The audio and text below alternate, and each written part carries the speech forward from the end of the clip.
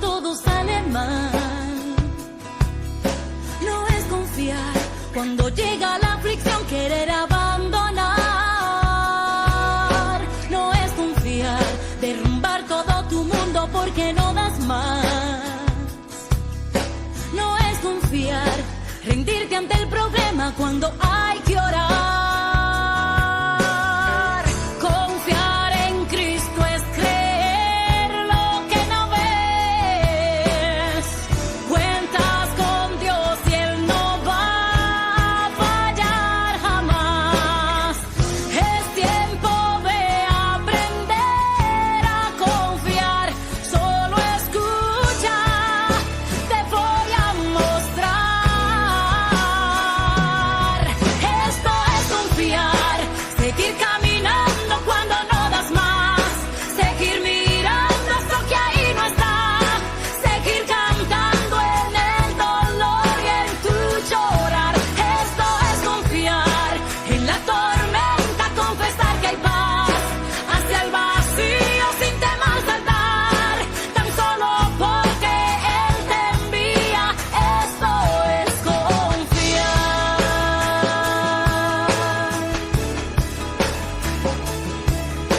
No es confiar, rendirte en el momento que tienes que orar.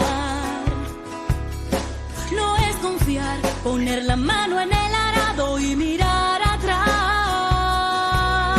No es confiar, tirar la toalla sin la lucha empezar. No es confiar, buscar la solución sin a Jesús clamar.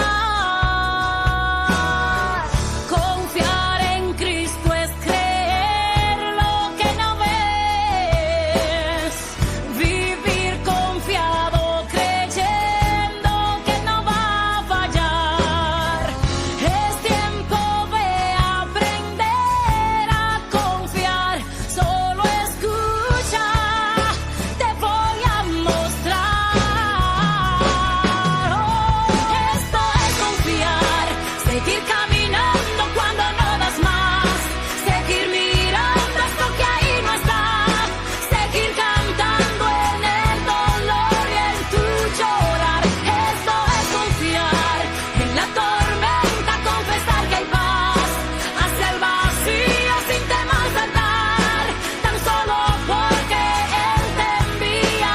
Esto es confiar, confiar en Cristo. Esto es mantener la fe, porque sobre la roca Él ha puesto tus pies. El reino de los cielos se hace fuerte y solamente los valientes lo arrebatan. Confiar en Cristo es creer lo que no ves. Vivir confiado creyendo que no va a fallar. Es tiempo de aprender a confiar. Solo escucha, te voy a mostrar. Esto es confiar, seguir caminando cuando no das más, seguir mirando esto que ahí no está, seguir cantando en el dolor y en tu llorar. Esto es confiar, en la tormenta confesar que hay paz, hacia el vacío sin temor saltar, tan solo porque Él te envía. Esto es confiar.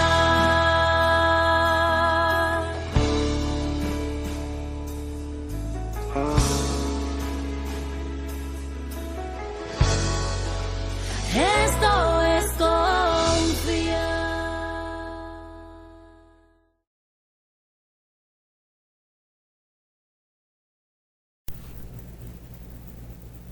Muy buenas noches, hermanos, que el Señor les bendiga. En esta tarde me gustaría retomar un tema que ya lo meditamos y ya lo analizamos hace unos días, pero me gustaría retomarlo desde otro ángulo. Me gustaría retomar lecciones de fe de la vida de Gedeón, pero sin los 300. Muchas veces hemos oído predicaciones, incluso la que compartimos hace unos días, acerca de la historia de Gedeón, y quizá la mayoría de esas veces nos orientamos a resaltar el valor de los 300 hombres, de esos hombres que eran miles y se fueron filtrando, se fueron mermando hasta que quedaron solamente 300, con los que fue capaz de enfrentarse a un ejército incontable, y de cómo el Señor les dio la victoria. Incluso hasta lo hemos utilizado y representado en historias para niños y como fuente de inspiración en la toma de acciones de obediencia a Dios, y hasta lo usamos para inculcar a los niños la obediencia por parte de cada uno de nosotros como algo fundamental de nuestra vida cristiana y genuina. Pero en esta ocasión quiero hablar sobre él, sobre esas lecciones que nos deja su vida, y lecciones como tales, pero sin los 300, solamente él. Y bueno, nomás contextualizando muy rápidamente quién fue Gedeón. Al estudiar el libro de Jueces nos encontramos esta historia bíblica, y sabemos que no era más que un campesino de la tribu de Manasés, hijo de Joás, de la familia de Abiezer. Vivía en Ofra, valle de Jezreel, y ahí se encontraba el manantial de Harod. Y pues estos datos son los que podemos obtener de la Biblia sobre Gedeón. O sea, no era más que un campesino, no era un guerrero, no era un comandante, no era un militar, era solamente un campesino. Y su nombre tenía un significado muy especial. En hebreo significaba guerrero poderoso, podría significar cortante o el que corta, o bien destructor, ya que fue él, después de un llamamiento hecho por Dios, que destruyó al ejército madianita. Y también se le conoció como Jerobal, porque él cortó la imagen de acera y destruyó el altar de Baal. Y en el capítulo 6 ahí de Jueces, el versículo 14, encontramos el llamado de Gedeón, solamente por si quiere contextualizarse un poquito. Y dice algo así: mirándole Jehová, le dijo, ve con esta tu fuerza. Tenga en mente eso, con esta tu fuerza, y salvarás a Israel de la mano de los madianitas. ¿No te envío yo? Y me encanta la forma, porque la palabra fuerza en la Biblia se utiliza mucho, ¿no? Dice que el Señor le da fuerzas a los débiles, que renueva las fuerzas y que aumenta las fuerzas como búfalo. Y aquí a Gedeón le está diciendo, ve con esta tu fuerza y salvarás a Israel. O sea, ve con esta tu fuerza. No voy a adelantarme, ahorita vamos a ver eso, pero tenga en mente por favor esa frase: ve con esta tu fuerza. Y de las lecciones que quiero que retomemos, me gustaría que contextualicemos en el primer capítulo de Jueces, antes de pasar a ellas, y recordemos que había varios problemas con Israel. Y la primera de ellas, que la podemos encontrar ahí en el libro de Jueces, es que somos libres de elegir, pero también somos responsables de la elección. Somos libres de elegir, pero somos responsables, somos 100% responsables de esa elección. Hay gente que toma el libre albedrío y dice, sí, yo soy libre y puedo hacer lo que quiera. Es más, hasta dicen que somos libres en Cristo, pero también la misma palabra dice que no tomemos esa libertad como una ocasión para pecar. Y debemos ser responsables de esa elección. Y la palabra responsabilidad me encanta porque viene de tener la habilidad de responder. Somos responsables, o sea, tienes la habilidad de responder. Cuando nosotros vamos creciendo, papá, mi mamá, nos van diciendo, ser responsable. Ser responsable. Y eso no significa otra cosa que tener la capacidad y la habilidad de dar respuesta.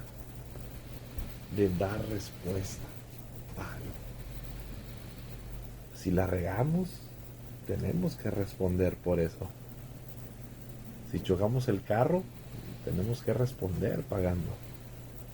Si reprobamos, tenemos que responder a mamá y papá porque reprobamos.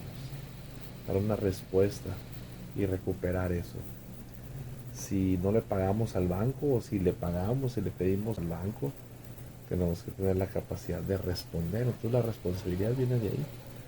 ¿Y por qué digo esto? Porque Dios nos creó perfectos, esa perfección implica libertad, pero con ella viene la capacidad también que tenemos de elegir y la responsabilidad de hacer frente a todas las consecuencias de esas elecciones. Entonces, si leemos los capítulos anteriores del libro de Jueces, podemos ver que Israel estaba haciendo buen uso de esa libertad. Y digo buen uso en un sentido sarcástico porque vivía en un constante ir y venir. Se alejaba de Dios y regresaba a Dios. Se alejaba de Dios cuando le iba bien y regresaba todo molido. Así como el perrito del Chavo del Ocho. Volvía el perro arrepentido. Con las orejas caídas, el hocico reventado, la cola entre las patas. Si usted vio el Chavo del Ocho, sabe de qué le estoy hablando. Y así vivía el pueblo de Israel. Iba y venía. Se alejaba de Dios y regresaba. Se alejaba, sufría las consecuencias de ello y cuando estaban en el oprobio se volvían a Dios y a pesar de ello Dios siempre estaba dispuesto a volver a empezar con ellos. Les volvía a decir, mi pueblo eres tú. Incluso les llegó a decir, no temas porque yo te redimí, yo te puse un nombre nuevo, mío eres tú. Recordemos que Jacob era ratero, ladrón y le puso un nombre nuevo, Israel. Y en ese contexto al pueblo de Israel le decía, no temas, yo te redimí. Yo te puse un nombre nuevo, mío eres tú. Y el pueblo de Israel usaba esa libertad que tenía. Esa situación refleja claramente nuestra condición actual. De muchos en el pueblo que a veces nos alejamos de Dios y regresamos. ¿Y por qué lo digo en plural? Porque yo no soy exento de irme de Dios, de alejarme de Dios, de olvidarme de Dios. Nuestra naturaleza pecaminosa así es. Nos alejamos de Dios y volvemos a Él únicamente cuando las cosas empiezan a ir mal. Y estamos envueltos en las consecuencias de nuestras malas decisiones, como el hijo pródigo que se va, se gasta todo lo que tenía y termina comiendo algarrobas. Termina comiendo comida para puercos. Pero regresamos a Dios y como el padre del hijo pródigo, el Señor nos abraza, corre a nosotros y dice, este es mi hijo que muerto estaba y ha resucitado. Pero cuidemos esa libertad. Todo me es lícito, pero no todo me conviene. Todo me es lícito, pero no me voy a dejar de todo. Todo me es lícito, pero no todo me edifica. Todo me es lícito, pero cuidemos que en esa libertad exaltemos a Dios y no tanto que lo estemos ofendiendo. Algo que decíamos mi esposa y yo cuando éramos novios era que buscábamos, o que buscaríamos más bien, que cada día Dios, cuando nos viera, sonriera. Cuando nos viera, sonriera. Que le diera gusto a Dios el vernos. Y no tanto que nos viera regresar y dijera, ¡ay, ahí vienen estos otra vez! Dios es misericordioso y no hace eso. Pero humanamente hablando, Dios podría decir, híjole, ahí viene otra vez, ya le fue mal y ahí viene, ¿no? Él es misericordioso con nosotros, Él no es como nosotros, no es como yo. Y Él tiene misericordia de todos y de cada uno de nosotros. Entonces esa libertad usémosla para elegir, pero para elegir seguir a Cristo. Hay hasta un canto que dice, he decidido seguir a Cristo, no vuelvo atrás. Entonces, usemos esa libertad, no como ocasión para pecar, sino como ocasión para alabar y para bendecir su nombre. Y otra de las lecciones es que la desobediencia nos aleja de Dios. La desobediencia nos aleja de Dios. De hecho, nos lleva a límites que ni siquiera nos habríamos imaginado, porque cuando somos cegados por el pecado no somos capaces de ver el peligro. Hay caminos que al hombre le parecen rectos, le parecen buenos, pero su final es de perdición, es de muerte.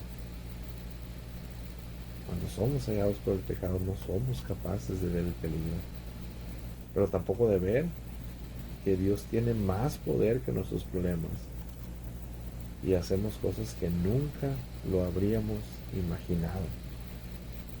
¿Quiere unos ejemplos? El pueblo de Israel recibió de Dios una tierra que fluía leche y miel. Una tierra de abundancia.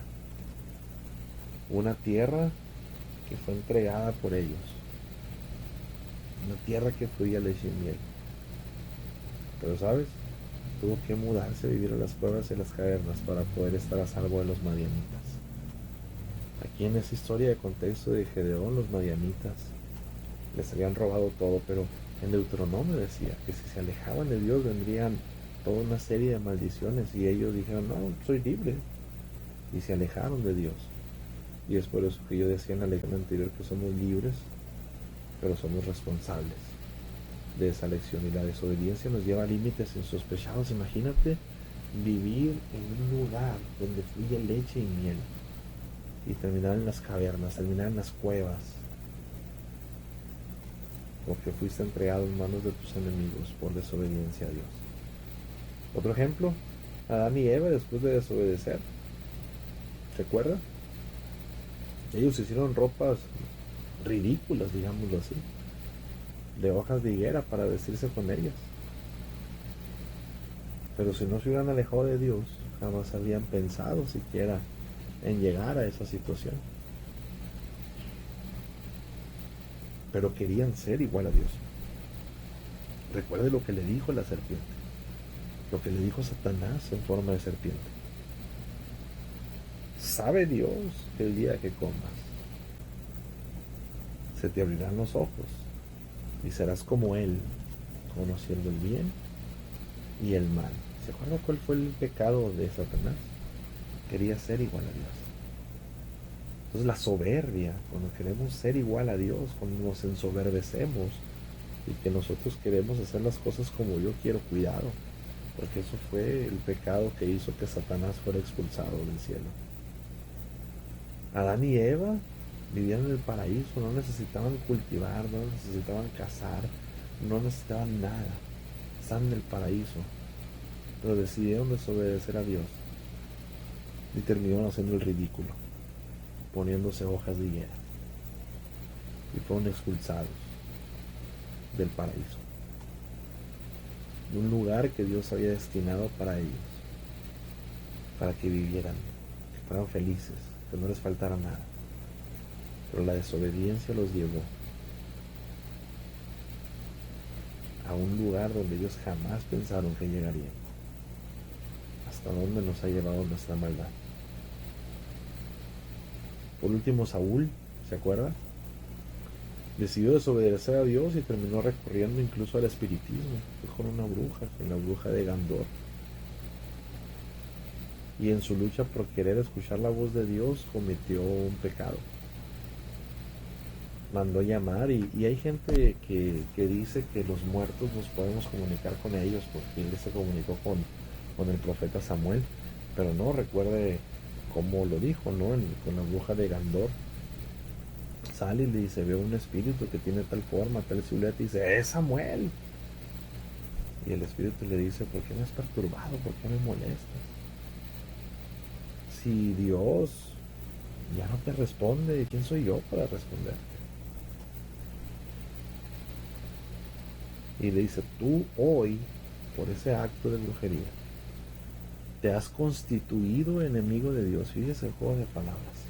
Te has constituido enemigo de Dios, y mañana a esta hora estarás conmigo.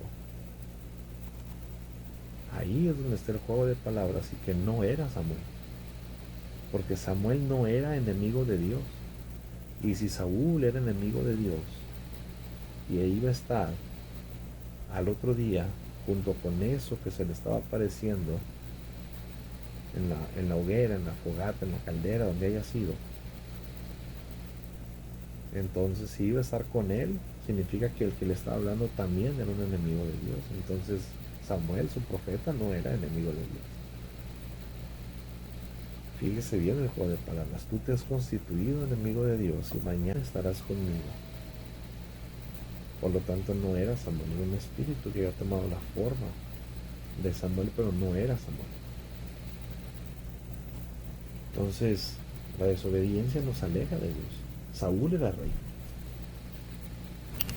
Y terminó no solamente dejando de ser rey, sino muerto y alejado de Dios. La desobediencia nos lleva a eso. La desobediencia por eso es idolatría. Porque queremos hacer lo que yo quiero y no lo que Dios me manda. Y queremos tomar el lugar de Dios. Es ahí donde se vuelve idolatría. En vez de escuchar a Dios, de seguir a Dios, de obedecer a Dios, queremos hacer lo que yo quiero. Y un ídolo se constituye todo aquello que toma el lugar de Dios. Por eso el dinero puede ser un ídolo, el trabajo puede ser un ídolo, mi familia puede ser un ídolo, mis gustos pueden ser un ídolo. Cualquier cosa que tome el lugar de Dios se constituye un ídolo. Y sabe, otra lección que podemos aprender es que lejos de Dios no podemos hacer nada. Lejos de Él, incluso la palabra lo dice, separados de mí nada podéis hacer. Separados de mí nada pueden hacer. Cuando nos alejamos de Dios, nada de lo que hagamos va a ser prosperado. Porque Dios nos va a bendecir, pero en sus términos. Dios nos va a bendecir, pero no fuera de sus condiciones. Yo no puedo estar robando y pedirle a Dios que prospere mi negocio. No puedo estar blasfemando su nombre y pidiendo que Él se muestre en mí. No puedo estar adulterando y pedir que bendiga mi matrimonio. No puedo estar faltando a mi administración como mayordomo de los bienes que Dios me ha dado, llámese diezmo, llámese como sea, y pedir que Dios bendiga mis finanzas. No puedo estar diciendo palabrotas con mi boca y estar alabando a Dios al mismo tiempo, porque Dios nos va a prosperar, pero no fuera de sus términos. Dios nos va a prosperar. Dios va a prosperar tu camino, pero no fuera de sus condiciones, no fuera de sus términos. Y ejemplos en la palabra hay muchos, en la Biblia hay muchísimos. Y si en algún momento por ahí puede que, a pesar de que andamos lejos de Dios, nos está bendiciendo, no nos confiemos, porque no va a durar mucho tiempo.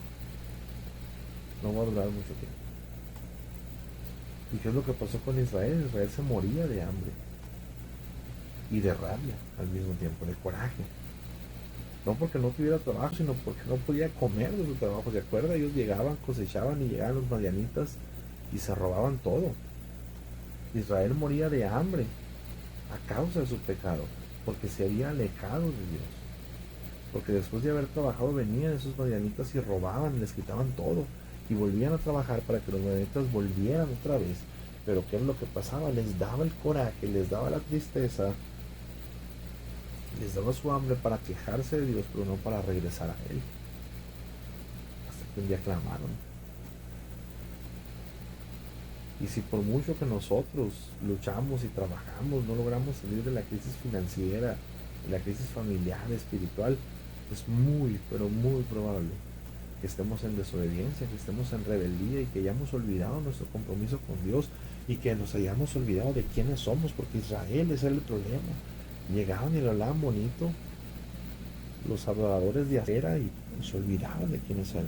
Se olvidaban de que eran el pueblo escogido de Dios. Se olvidaban de que eran Israel. Se olvidaban de que tenían el Rey de Reyes, al Señor de Señores, al Dios del universo. Y llegaron y dijeron: haznos un rey. Constitúyenos un rey como los otros pueblos. Y la desobediencia de Dios viene en función de saber y de recordar y de reconocer quiénes somos. Somos real sacerdocio, somos pueblo escogido, somos nación santa. Pero tenemos que reconocerlo y tenemos que comportarnos como tales. y reconocer que lejos de Dios absolutamente nada de lo que hagamos va a ser prosperado, porque lejos de Él, separados de Él, nada podemos hacer. Es muy clara la palabra, dice, separados de mí nada pueden hacer. Incluso dice, busca primeramente el reino de Dios y su justicia, y todo lo demás será añadido. Tú quieres ser prosperado, busca a Dios. Quieres ser prosperado, obedece a Dios. Quieres ser prosperado, no te separes de Dios. Aunque veas que no pase nada, aunque no veas que pase algo, aunque veas que todo sigue igual, Dios está obrando. Dios está obrando. Dios tiene el control y Dios sabe lo que hace. Y así como lejos de Dios nada podemos hacer, el arrepentimiento nos devuelve la capacidad de escuchar a Dios. El arrepentirnos nos devuelve esa capacidad. Nos devuelve la capacidad de escuchar la voz de Dios. Así como la desobediencia nos impide escuchar su voz, Dios a través del Espíritu Santo, del arrepentimiento, nos devuelve esa capacidad. Y nos lleva de vuelta a los brazos del Creador, así como el Hijo pródigo. Así como Israel cada vez que se iba y regresaba. Cuando Israel se arrepiente y clama y que ya está cansado, está moribundo, se arrepiente y clama, entonces Dios manda al profeta. Y ese profeta habla al pueblo, y aunque el pueblo lo oye, Dios les recuerda que tiene todo el poder para cambiar la situación. Pero no les dice cómo lo va a hacer. Es más, ni siquiera les dice que lo va a hacer.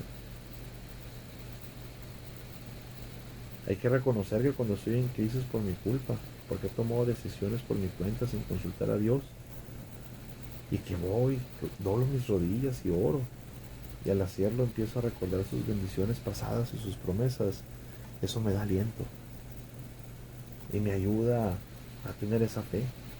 Eso es escuchar la voz de Dios, el recordar cómo Dios me ha ayudado en otros momentos, el conocer su palabra y ver cómo abrió el mar, el cómo hizo llover maná, el cómo hizo que el harina y el aceite en la viuda no mermara, cómo hizo que Safnat Panea, José, no muriera aún siendo vendido como esclavo, y que él hizo que su pueblo a través de José no muriera de hambre. Él cómo sacó de la esclavitud de Israel, cómo entregó en manos de Josué la tierra prometida, y todas esas cosas me ayudan a recordar esas bendiciones, a recordar esas promesas, a recordar que mayor es el que está conmigo, que más fuerte es el que está por mí, el que Él renueva mis fuerzas como las de un búfalo, que Él renueva mis fuerzas y que voy a renovarme como las águilas, y que Él hace que los pies cansados sigan adelante, y que Él me tome en sus brazos, y que Él es refrigerio, y que Él es alimento, y que Él es agua viva, Él es pan de vida, y Él es todo lo que necesito. Eso es escuchar la voz de Dios.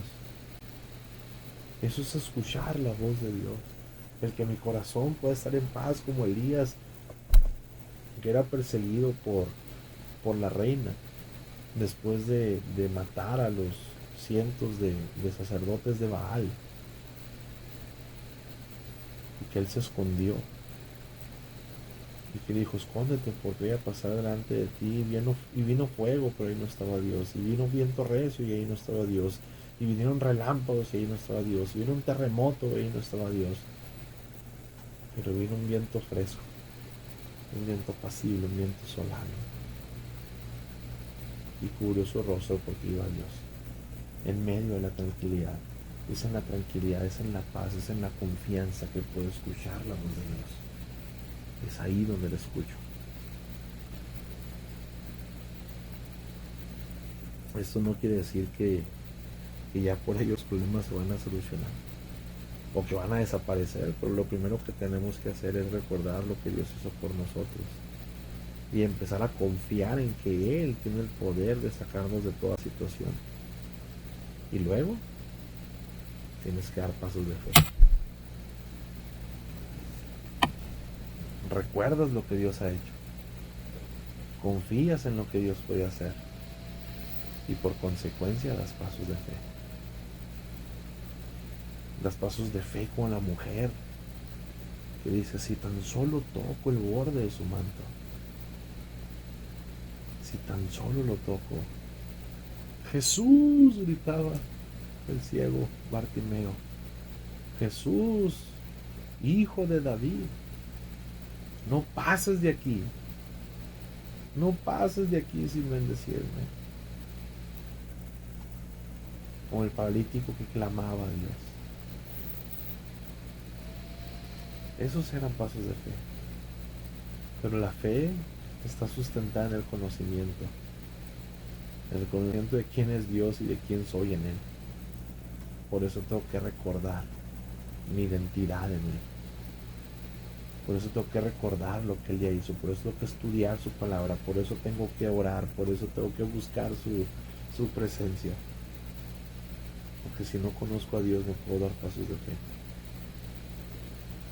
Mi hija Isabela, de 3 años, ella se tira de lugares altos al aire porque sabe que la voy a atrapar, porque sabe que la voy a sostener, porque sabe que no la voy a dejar caer. Pero si cada vez que ella se lanzara, yo no estirara mis brazos y la dejara caer al suelo, ella también sabría que yo no la iba a sostener y no se tiraría, no haría ese salto de fe. Así es como Dios, cuando yo recuerdo todo lo que Él ha hecho por mí y por todos los que me rodean, así es como Dios me habla y me demuestra y me permite dar pasos de fe.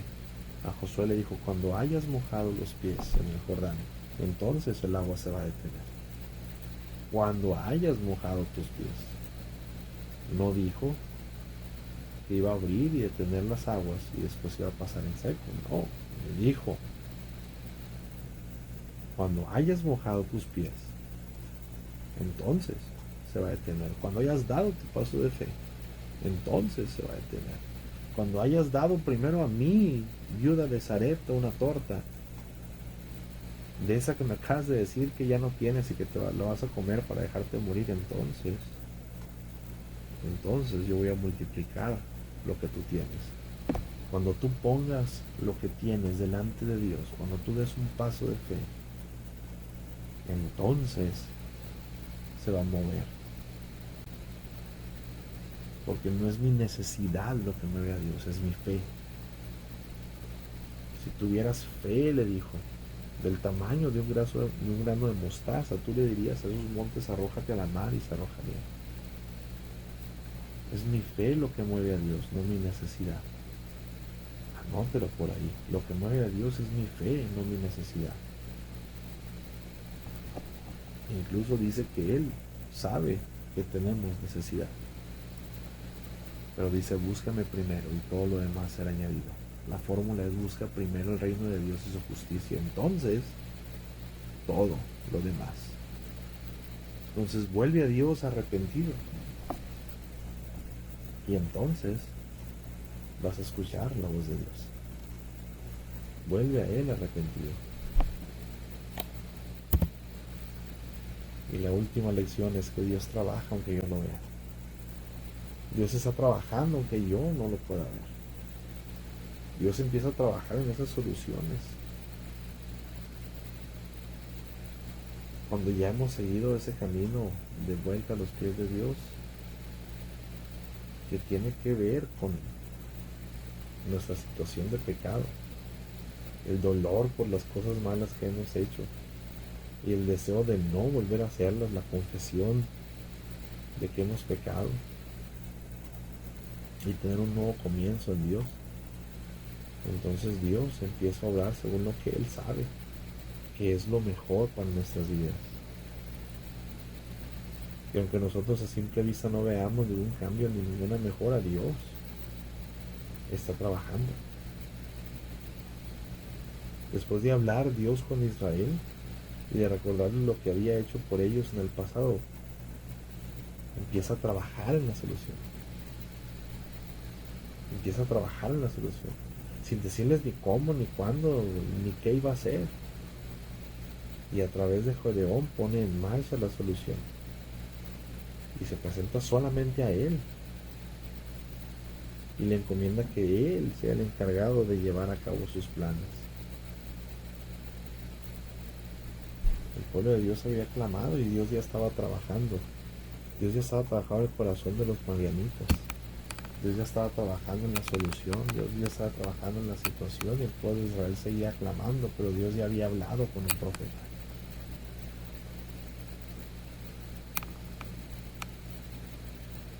El problema es que, al igual que Gedeón, el escuchar la voz de Dios nos pone frente a frente. Nos pone frente a nosotros mismos como un espejo. Nos pone frente a la naturaleza, a lo que realmente somos. Y la palabra dice que no son, que los pajaritos no mueren solos. Dice, cuánto más ustedes, que valen más que un pajarito. Cuánto más. Pero ¿qué sucede? Que llega el ángel de Jehová y le dice a Gedeón, levántate y ve con esas tus fuerzas. Jehová está contigo. Jehová está contigo, es la declaración que le hace.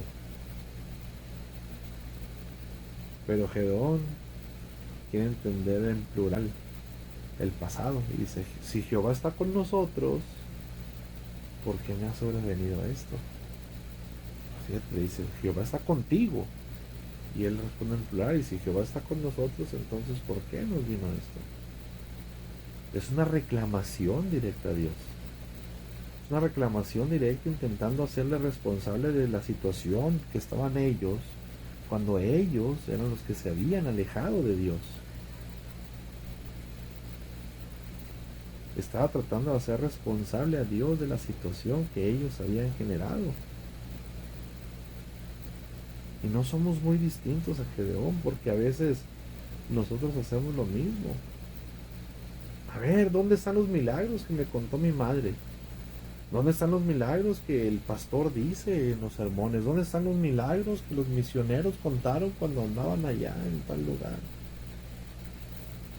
¿Dónde está Dios cuando lo necesito? Nos hablaron de un mar que se abrió, pero pues yo no puedo con mi hijo. Me hablaron de un río Jordán que se detuvo, pero no puedo con mi esposo. Me hablaron de unos muros que cayeron, pero yo no puedo derrumbar la fortaleza del corazón que son mis hijos adolescentes y que no quieren nada con Dios. Nos hablaron del agua, de la roca, pero voy a perder mi casa. Nos hablaron de la roca que brotó agua, pero me acabo de quedar sin trabajo. ¿Dónde está Dios? Y preguntamos. Nos contaron de las plagas. Nos contaron de cómo Dios sacó al pueblo de Israel de Egipto, pero mis enemigos se ríen de mí, me humillan y yo no veo a Dios. Nos hablaron del maná, pero a veces ni siquiera tengo para llegar a fin del mes. Me hablaron de la provisión de Dios en el desierto por 40 años, pero no tengo para alimentar a mis hijos. Me cortaron la luz. No tengo para la leche de mi bebé, ni tengo para los pañales, no tengo ni siquiera trabajo. Y decimos igual que Gedeón, si Dios está con nosotros, ¿por qué nos ha sobrevenido esto? Y decimos como el ladrón, si eres el Hijo de Dios, desciende de la cruz. Decimos como Satanás, si eres el Hijo de Dios, di esas piedras que se conviertan en pan. Y decimos como las hermanas de Lázaro, si hubieras estado aquí, mi hermano no habría muerto. Y las situaciones nos ponen frente a frente, nos ponen frente a nosotros mismos. Estamos frente a frente con nuestra propia actitud. Estamos frente a frente con nuestra naturaleza. Pero Él le dice, ve con esta tu fortaleza, ve con esta tu fuerza. ¿Te acuerdas que te pedí que lo mantuvieras en la mente? Ve con esa tu fuerza, con esa que no tienes. Ve con esa debilidad. Ve con esa fuerza que sientes que no posees. Porque en tu debilidad es donde se fortalece Dios. En tu debilidad es donde se muestra el poder de Dios. En tu no saber qué hacer es donde se muestra la mano de Dios. Ve con esta tu fuerza, le dijo. El Señor así le dijo, ve con esa tu fortaleza, pero no se refiere a que es muy fuerte. No le está diciendo que es muy fuerte, por eso está capacitado para ir. Le dice, ve con esa tu fuerza, porque sabe que no la tiene. Y así te dice Dios. Es que no sé hablar, así predica. Es que no sé qué decir, yo voy a poner mis palabras.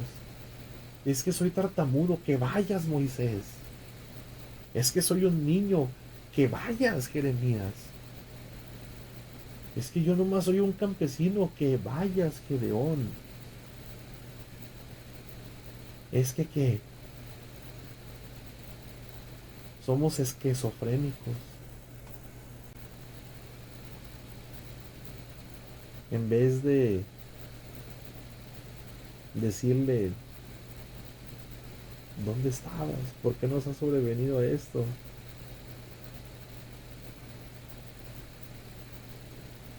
Hay que obedecer a Dios. Así como estás debilitado, así como vives escondido, así como estás amedrentado, así como estás acobardado, así como te sientes abandonado, insultado, humillado, despedido, fracasado, en la ruina, así como estás, ve y salvarás a Israel de tus enemigos. Es lo que él estaba diciendo y es lo que nos dice el día de hoy. Porque también le dijo, ¿no te envío yo? Es decir, ¿entiendes con quién estás hablando? ¿No te envío yo? El dueño del universo, el que hace calmar la tempestad, el que hace resucitar los muertos, el que hizo que la hija de Jairo se levantara, el que hizo que la suegra de Pedro sanara, el que hizo que los cojos danzaran, el que hizo que los ciegos vieran, que los sordos escucharan, que los mudos cantaran alabanzas, el que murió, el que entregó su vida, el que resucitó, que se presentó a sus discípulos, fue ascendido y está a la diestra del Padre. Él es el que te dice, ve. Él es el que te dice, ve con esta tu fuerza, sí, con esa que no tienes. ¿Que no te envío yo?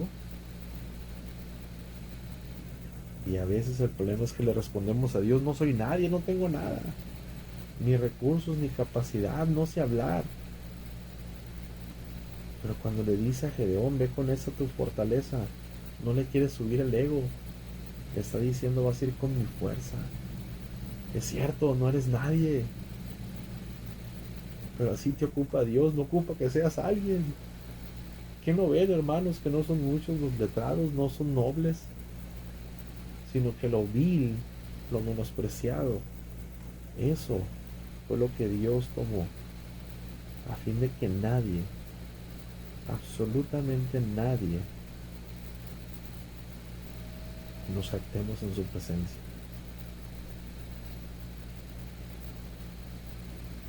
Debemos reconocer que la gloria no es nuestra, que la gloria es de Dios.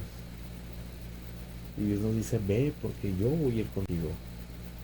La historia de Gedeón es la patética historia, es la triste historia de mi vida y de la vida de muchos de nosotros. En lugar de recibir las bendiciones que Dios nos quiere dar, le reclamamos por las que no nos dio. En lugar de mirar su poder, miramos nuestras debilidades y en lugar de creer y obedecer, dudamos y le pedimos pruebas.